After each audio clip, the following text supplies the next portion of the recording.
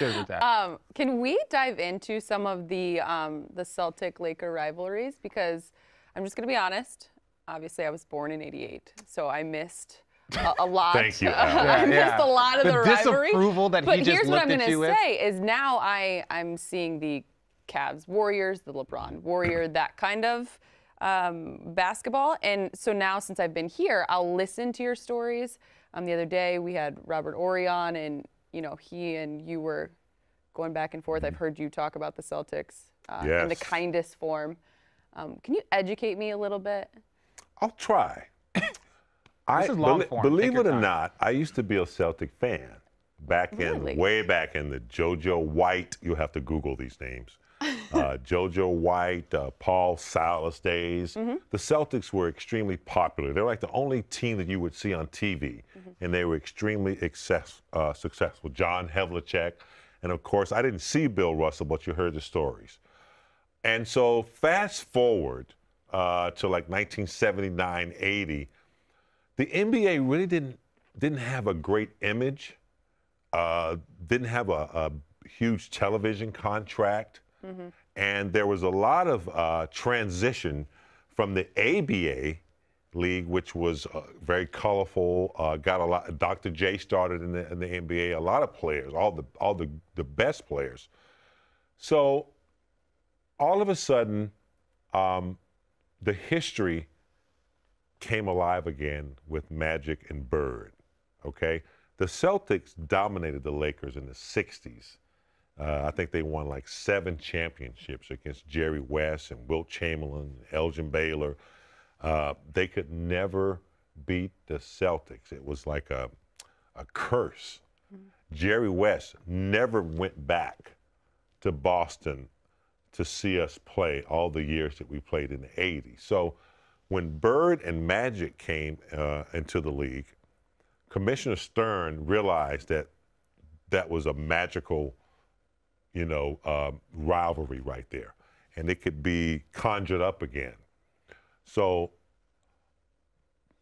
Bird on the East Coast, blue collar, fundamental, everybody was used to that, versus Magic on the West Coast, which was like Showtime, fast break. People didn't really accept that style yet, but Commissioner Stern saw that.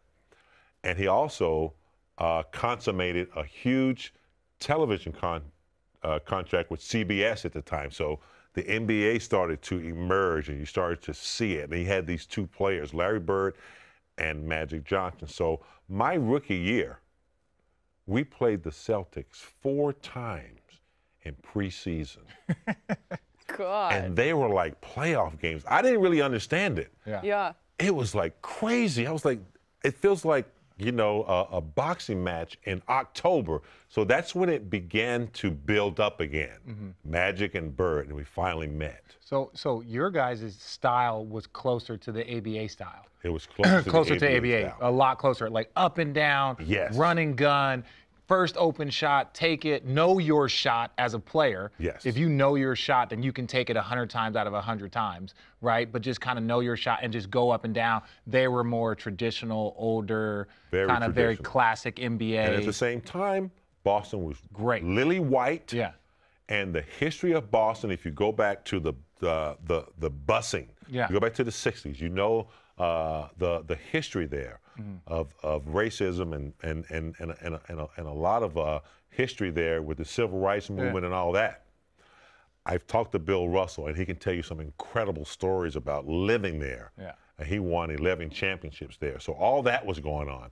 West Coast, were liberal, Tupac-ing and Snoop Dogging.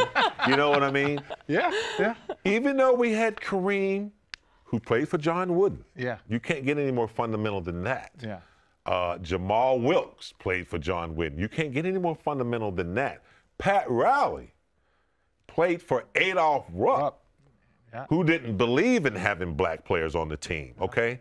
So we had all the fundamentals. Mitch Kupchak played for Dean Smith. I played for Dean Smith. So it wasn't like we didn't know how to play that style. We all came from that. But then there was one player named Magic Johnson who's changed the whole idea and concept of how to play with a fast pace and showtime. We all adapted that. So that rivalry built up.